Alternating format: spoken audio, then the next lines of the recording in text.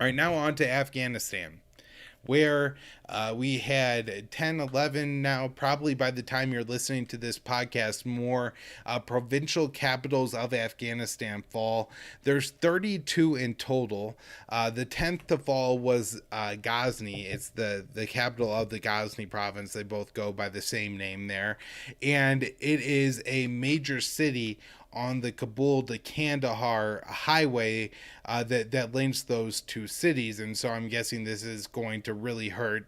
Slash, maybe again, by the time people are already listening to this, excuse me, there's 34 provincial capitals in Afghanistan, but I think that this is going to be a major blow to the Afghan government's fight for the capital city of Kandahar, and likely it caused that city to be lost. The Taliban were already talking about how they had taken that city as I was going on here. Not sure if that's actually the case or if the Afghan government could push back, but they're very close to doing this, and taking Ghazni is going to put them closer. Again, this is another key city. Another city that fell that's pretty key is Harat. It's the third largest city in Afghanistan, and again, as of now, those are the 11 provincial capitals that have fallen. There's reports of Mazar-e-Sharif, Bagis, Lashkar-Gah, and Kandahar all being right on the edge of being overrun and taken over by the Taliban. Pretty interesting city is Mazar-e-Sharif. This is the stronghold of Afghan warlord Dostum, who's a kind of, I think, famed anti-Taliban fighter in Afghanistan. And this city, I guess he reported that the president of Afghanistan, Ghani, and Dostum traveled there to try to rally support and fighters against the Taliban.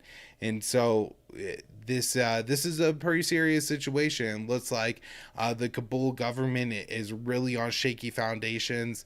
Again, this is the government, the army that the U.S. spent the past 2 decades building, and we're not even finished our withdrawal from the country. We're not ending operations until August 31st. We've stepped up airstrikes to try to cut this off, and yet a third or so now of the country has already, or at least the capitals, have fallen into the hands of the Taliban. The European Union put out an estimate, I believe on Tuesday, saying that they believe 65% of the country is under control of the Taliban. I would believe that was by area and not population. A lot of people live in Kabul and some of the cities in the east that are still controlled by the Afghan government. And so it's possible that a large percentage of the population still isn't under Taliban control, but they are wrapping up some major, major victories. Kandahar and Lashkar in southern western Afghanistan would be major victories for them. They are in heavy Pashtun areas, but these are major cities that the Afghan government has held, and the U.S. has spent a lot of time in securing and taking from the Taliban over the past 20 years. As well as taking provincial capitals, the Taliban have been taking border crossings. Russia reported that the Taliban have captured the border, I guess the entire border of Afghanistan between Tajikistan and Uzbekistan. So anybody looking at the map here can see that these are countries to Afghanistan's north, and this is like from our I guess Turkmenistan all the way to China, and actually I believe they now control the province of Afghanistan that links Afghanistan to China, and so these are big strategic games that the Taliban have been able to make recently. Along with just taking territory, the Taliban are also capturing prisoners. There's a lot of Afghan troops that are being captured. Not sure what's happening to them, according to the UN, and I believe this was as of Wednesday, so the total is probably higher. But so far in the Taliban offensive in August, 1,000 civilians have been killed, and it's not exactly clear in that UN number who's behind all the killings.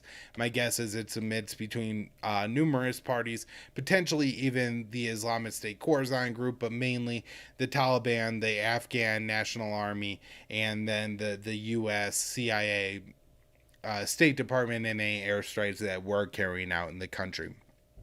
But along with capturing Taliban soldiers, and probably more importantly, the Taliban have been capturing weapons and military equipment at the Kunduz airfield. In particular, there was rumored to be a helicopter that was in disrepair but that was left there.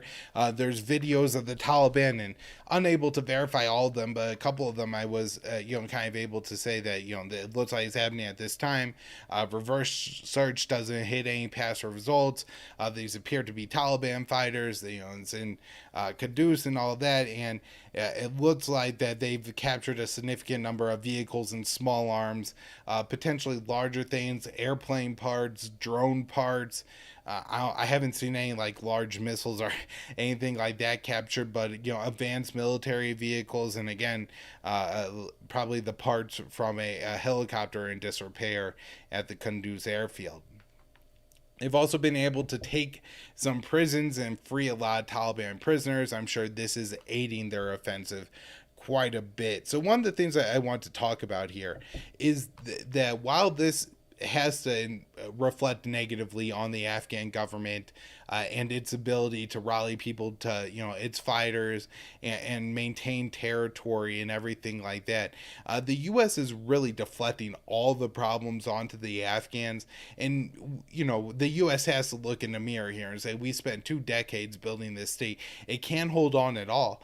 Also, I think a lot of the blame of at least this initial loss has to go to the fact that the U.S. essentially left the Afghan government on the hook this whole time, maybe suggesting that we might stay a little bit, blowing past the May 1st deadline, by not making this announcement, until a couple months ago. If the U.S. had stuck with the original agreement and had been very clear from the beginning that this war for the United States is over May 1st, or what would it be, April 30th or 31st, 2021, then the Afghan government, I think, would have maybe done a better job preparing for that. But they were preparing as if the U.S. would end up staying, which they didn't do, which I think is part of the reason this is all blowing up in their face and so quickly. Who knows if the Kabul will even make it to August 31st here. When we actually talk about this, the date the U.S. is set to leave. I don't know if the Taliban, if they defeat the Afghan government before August 31st, if that means that the U.S. technically lost this war, but it sure the hell seems like it. Now, I will say that while, at the pace the Taliban are picking up territory at this point, with the additional weapons and soldiers that they're picking up from their victories, it seems like the progress and the victories are going to continue to be very rapid.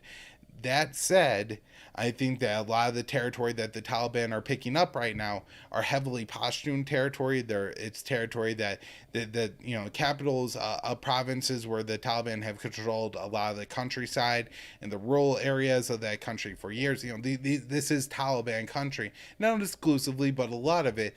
And I'm curious if the Taliban, as they tried to take more and more territory that is traditionally Uzbek, Tajik, or Hezbollah, something like that then there would be more of a resistance, and it would be a lot harder to continue to take this territory. So we will see, and I'll continue to update it on the show. Now let's look at the actions that the U.S. is taking to, the response to what's happening on the ground. This U.S. State Department has issued an alert urging U.S. citizens to leave Afghanistan on commercial flights if available. They say if you can afford to purchase a ticket at this time, contact the embassy for information. They say don't delay your departure, and that basically if you don't work for the U.S. government, to get the hell out of the country now. And then this was issued before the U.S. decided to cut back its embassy staff, and I think they're now doing like a bare bones embassy staff. They've scaled up the number of flights that they're trying to get. Uh, Again, people maybe who work for NGOs, work for the U.S. government in different capacities in Afghanistan, interpreters, everything like that, out of the country as quickly as possible. However, again, this is something where it should have been happening over the past year and a half, not just over the past couple of weeks like the U.S. has been doing. I'm not even clear where the U.S. is taking all the people that are leaving.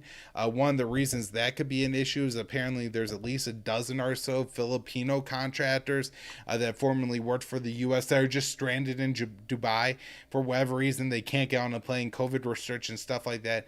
They can't go back to the Philippines. Obviously, they can't go back to Afghanistan, and so they're essentially right now just stranded in a hotel in Dubai. And so not having a secure plan of what the hell we're going to do with all the people who helped our war effort all these years, and doing this, so half-assed at the last minute, we're seeing some real repercussions, and it's going to be a very miserable experience for a lot of people. I'm sure a lot of these Afghans being taken out of the country aren't necessarily going to live in great conditions for an extended period of time, and also for people in Afghanistan who aren't able to get out quick enough, it's going to cost some people their lives.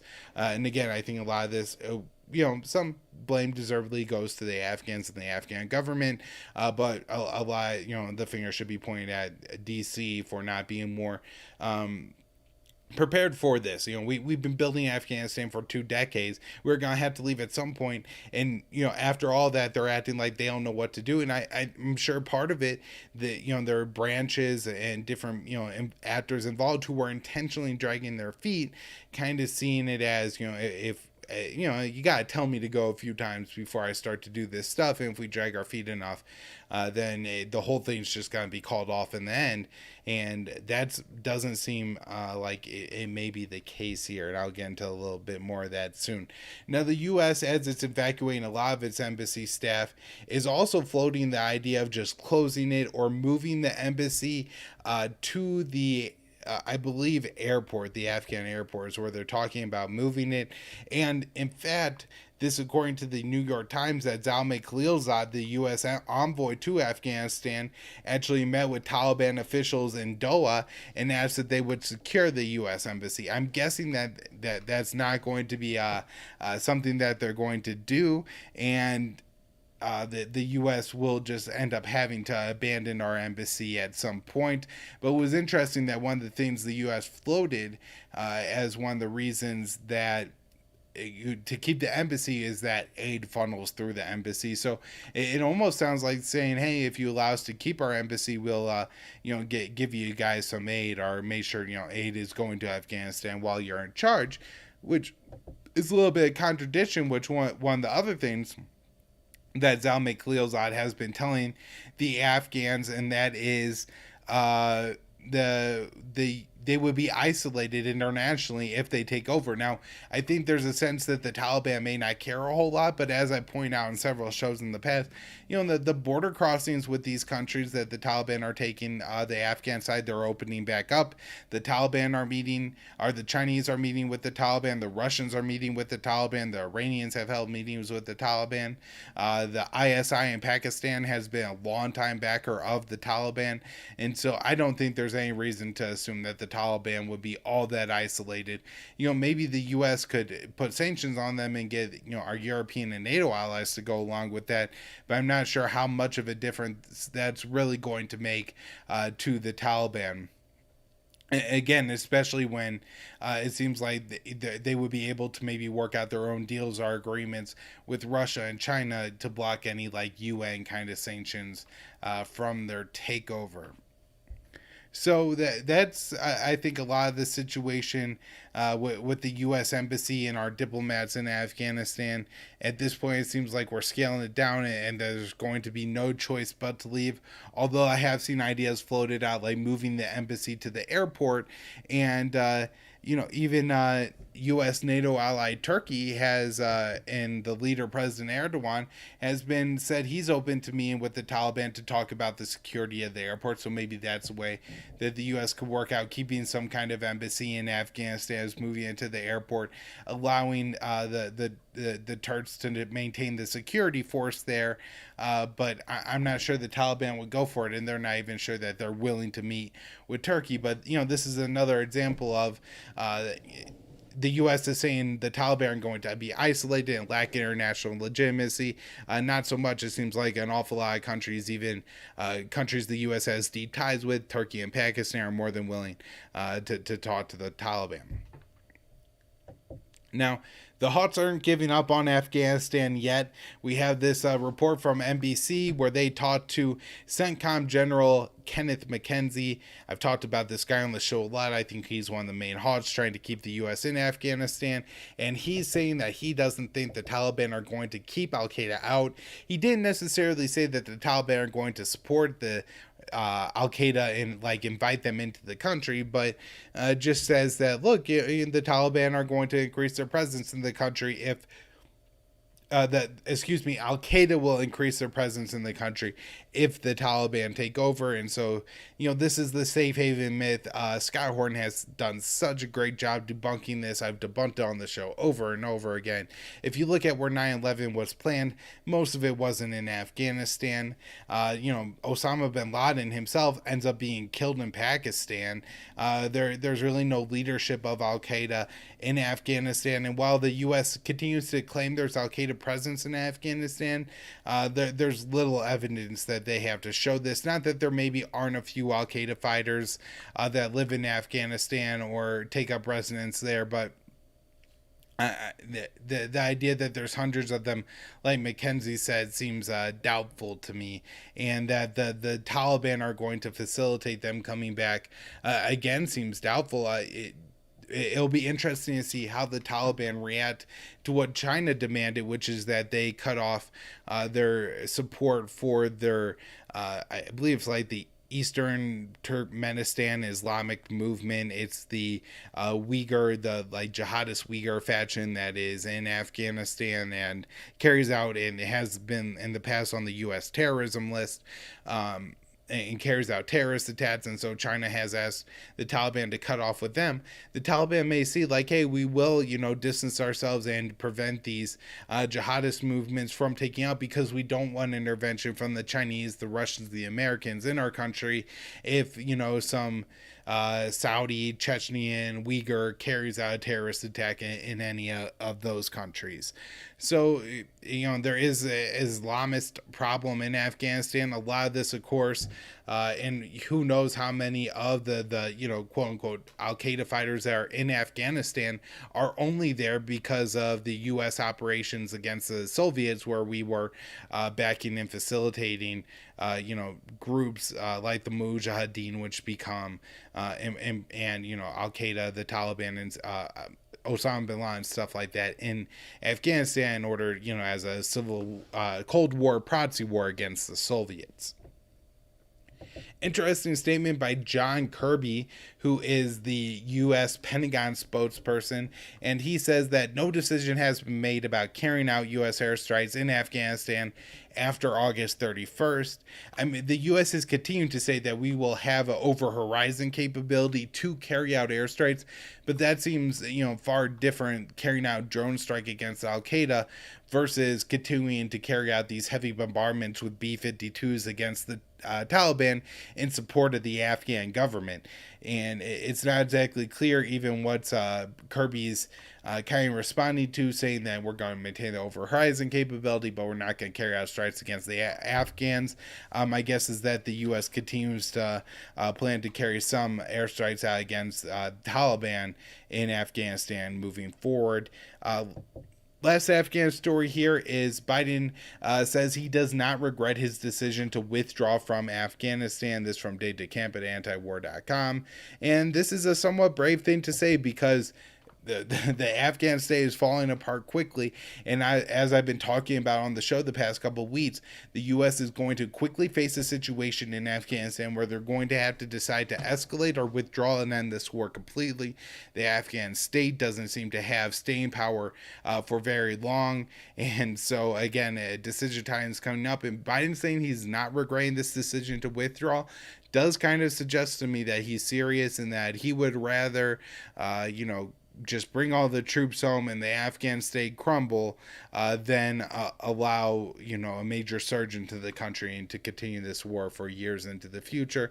Although I'm definitely not saying that that's what's going to happen. I'm just saying that Biden does seem committed to actually trying to end this war, and if the tough decision comes soon, he seems at this point to prepare to make it. But we'll see when the time comes. Few